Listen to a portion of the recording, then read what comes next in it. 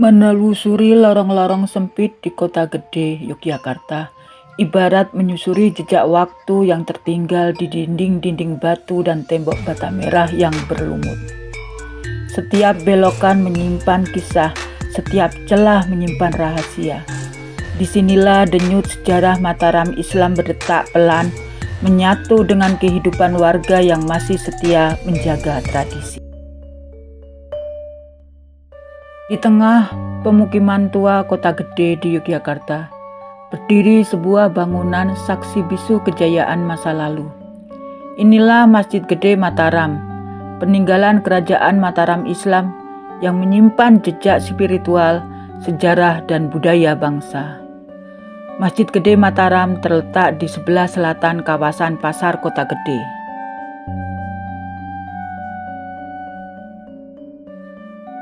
Masjid ini dibangun pada tahun 1587 Masehi oleh Panembahan Senopati, pendiri kerajaan Mataram Islam, atas restu dari gurunya yaitu Sunan Kalijaga. Bukan sekedar tempat ibadah, Masjid Gede Mataram adalah simbol awal peradaban Islam yang berakar kuat dalam budaya Jawa. Ketika akan memasuki masjid, kita akan melewati gapura masjid sebagai gerbang yang bercorak gaya arsitektur Hindu.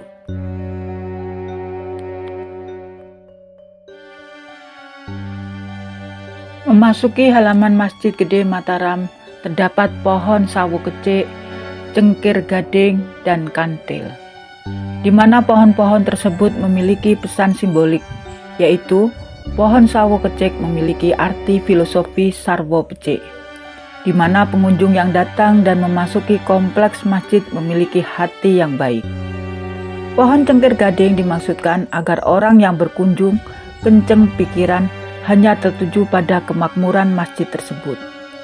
Sedangkan pohon kantil agar seterusnya orang yang berkunjung hatinya memiliki sikap senantiasa kemantil-mantil atau tertaut dalam masjid.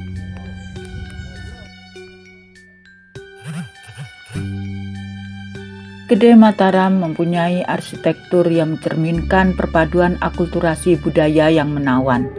Gaya limasan khas Jawa dengan atap tumpang tiga yang melambangkan kesucian dan spiritualitas. Material-material alami seperti kayu jati yang kokoh dan batu bata merah menjadi saksi bisu ribuan doa dan sujud yang terpanjat. Di bagian serambi masjid terdapat beduk yang berfungsi untuk menandakan datangnya waktu sholat. Beduk itu sering disebut juga dengan beduk Nyai Pringgit, karena pada waktu itu Sunan Kalijaga memerintahkan Nyai Pringgit untuk membawa kayu dari desa Dondong di Kulon Progo ke Mataram di Kota Gede. Di dalam ruangan Masjid Gede Mataram terdapat mimbar khutbah yang merupakan hadiah dari Datuk Palembang pada kala itu.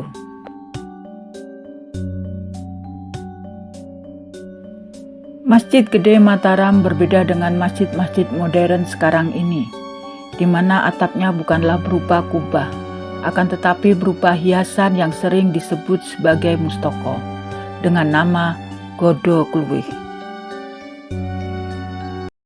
Masjid ini masih aktif digunakan sampai sekarang. Setiap hari azan menggema dari 3 menara kecilnya, memanggil umat untuk sholat dan menimba ilmu agama. Asyhadu an la ilaha illallah.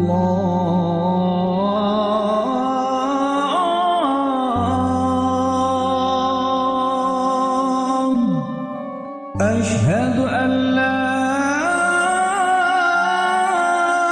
ilaha illallah.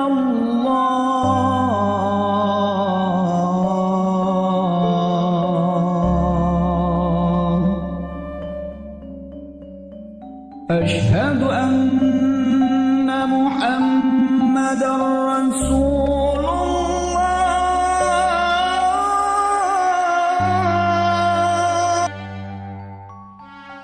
Di balik masjid terdapat komplek makam para pendiri Mataram, termasuk Panembahan Senopati dan keluarganya. Tempat ini menjadi tujuan ziarah dan perenungan, mengingatkan kita pada nilai kesederhanaan dan ketaatan pada leluhur. Di kompleks makam raja juga terdapat rumah abdi dalem penjaga makam raja. Di sebelah selatan komplek makam raja terdapat tangga menurun menuju sendang atau tempat pemandian pada zaman dahulu.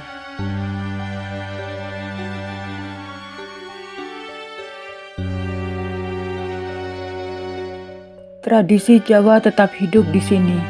Upacara adat, kirab, dan sesaji digelar sebagai bentuk pelestarian warisan budaya, menyatu dengan nilai-nilai Islam yang damai. Masjid ini dijaga turun-temurun. Kami merasa ini bukan hanya bangunan, tetapi amanah.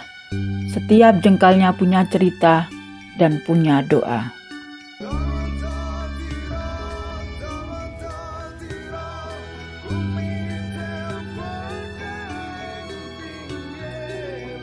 Hingga kini, Masjid Gede Mataram Kota Gede terus menjadi pusat kegiatan spiritual dan keagamaan bagi masyarakat sekitar. Ia bukan museum yang beku, melainkan jantung yang terus berdenyut, menjaga denyut nadi keislaman dan kebudayaan Jawa.